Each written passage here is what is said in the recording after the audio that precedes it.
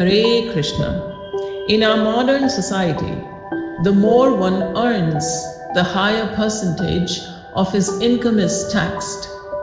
In Vedic society, those who did less devotional service used to serve other classes. So charity was given to the Brahmana, and Brahmana always used his money to do devotional service for others. In this way, every part of the society used to protect the interests of the other part.